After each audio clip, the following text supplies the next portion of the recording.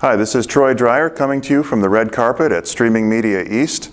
I'm joined today with Wayne Waterman of Intel Studios. Wayne creates video for internal and external use at Intel. Hi, Wayne. Hello.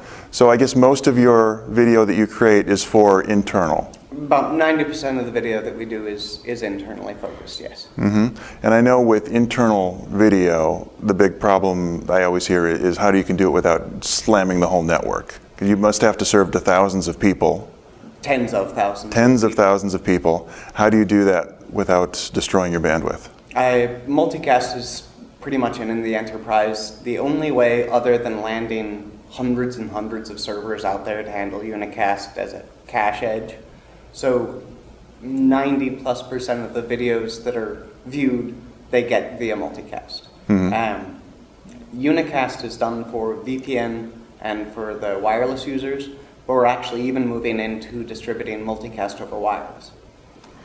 And you serve both live and then you archive it? Everything that we do live is available on demand unless they specifically say don't. There are some cases where that happens. What kind of internal video library do you have?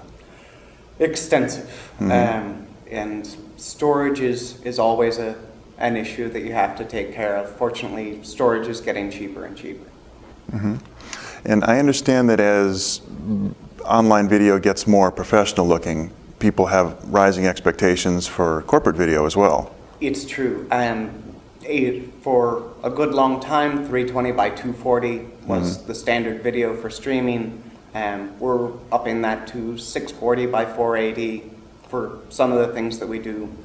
But a lot of people want HD. The difficulty in hitting HD is right now we have to serve the lowest common denominator for network bandwidth wise. And that is going to be your wireless access points and the restrained VPN gateways. So the recent stuff that's going on with adaptive bitrate, where we can serve a very, very high bitrate stream to the people who are wired and getting multicast, but have that drop down to a 300K stream for people who are over VPN, is going to be the way we do that. But always up the bitrate, always up the frame size. So you haven't gotten into adaptive yet? We have not gotten into adaptive yet internally, because there are still some threshold difficulties there. But externally, almost everything that we do now is adaptive. And adaptive will work with multicast? No, that is the primary difficulty. Like even Microsoft with smooth streaming, they have said coming soon for the multicast smooth streaming for about a year now. And coming up with a mechanism to find out when you're going to drop down to those lower bit rates is very difficult when it's multicast, because the client that is receiving the multicast stream doesn't know anything about the server. They're just joining that multicast IP range. But there was some stuff they were talking about yesterday with MPEG-Dash, and what they're talking about building into the manifest file, different ways to figure out when to bring in the fragments multicast or when to bring in the fragments unicast. That's going to be the solution to get to that multicast adaptive. What's your guess for a time frame? Not soon enough. Your viewers are clamoring for it. My viewers are clamoring for the highest quality stream that they can get. And right now, most of my viewers aren't seeing the highest stream they can get. They're seeing the highest quality stream that the lowest common denominator person can get. Right. So with tens of thousands of viewers, you must have several who are hearing impaired and want to see captions, and I know captioning for internal use is a big topic right now. Is that something you're providing? We do provide it at any request. When somebody says, I really want to watch this webcast, but I have hearing impairment, we send it outside, we have it transcript, we have it closed captioned, we bring it back in, we let them see it on demand.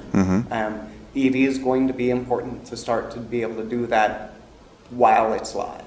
And I'm investigating that, but first there's finding the right way to do it, then there's getting the funding to do it. Is it a big expense, live transcoding or captioning? You're indexing video as it's coming through, and that's a lot of processing power. Fortunately, we have Sandy Bridge and Ivy Bridge now. That'll make things easier, but there's a lot of processing that goes into that. Do you think the solution you settle on, do you think it will be a human doing the captioning, or do you think it will be computer driven? I don't think you could ever scale a human doing it. As the number of webcasts that we do, you would have to have many, many people all over the planet full-time just to do that. How many do you do, daily or weekly? We did 400 plus webcasts in 2011, so more than one a day. Mm-hmm. So just constantly keeping it rolling. Always. Mm-hmm. Well, then you would know what content works best. Do you look at analytics? Do you see what people respond to?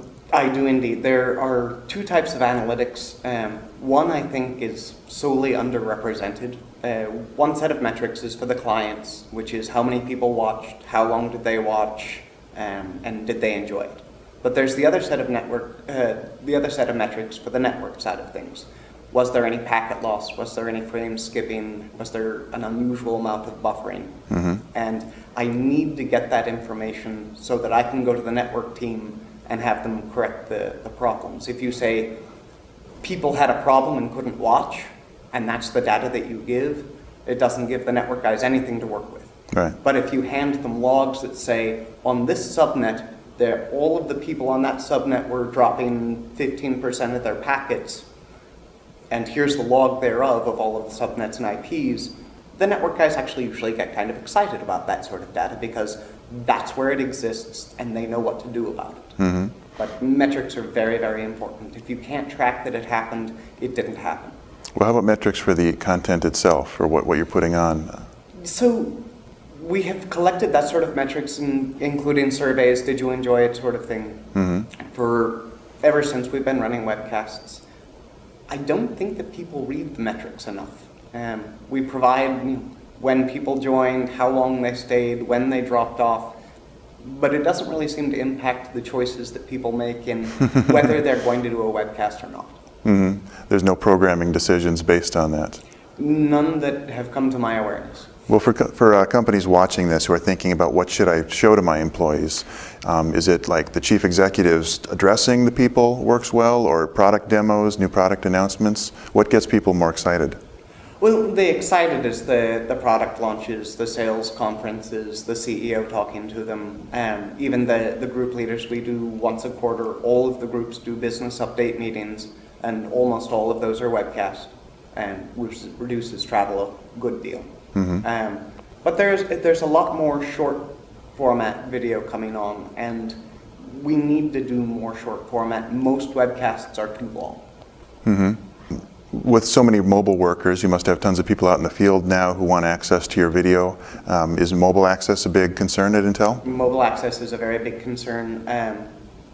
The technical difficulties and technical challenges getting to the mobile devices are, if it's over 3G, 4G, you've got to make certain that people know that data does cost money. Mm-hmm. When it comes to the wireless, what wireless devices can actually attach to the network. And the sales force is by nature mobile, and so they want to be able to bring it down to their phone and watch it from the device rather than over the network. Mm-hmm. But as soon as you're bringing stuff like that down, you have to have some way to secure it so that it doesn't get taken and repurposed for something that would hurt Intel. Right. So what do you do? What are your solutions? Encryption and DRM for protecting the content. User education pretty much is the only way that you can handle the 3G, 4G data issue. Mm-hmm. And right now wireless is, they're making great strides, but it's not there yet. So are you streaming right now to all major devices, platforms? I am not. I am streaming to, at least internally, I am streaming to the desktop. Mm-hmm. But you said you were streaming to mobile, right? Externally, we can stream to mobile. Internally, we cannot do that. We need to do that. I want to do that, and we're in process of putting things in place to do that. But in an enterprise as far-flung as Intel is and as large as Intel is, there are many things that you have to get through. I mean, once you get past this is the product, and the network guys buy off, and the security buys off, and you start to implement, sometimes people change their minds because they learned something that they didn't know before. Okay. Well, thank you for joining me, Wayne. Coming to you from Streaming Media East from the red carpet, this is Troy Dreyer. Thanks.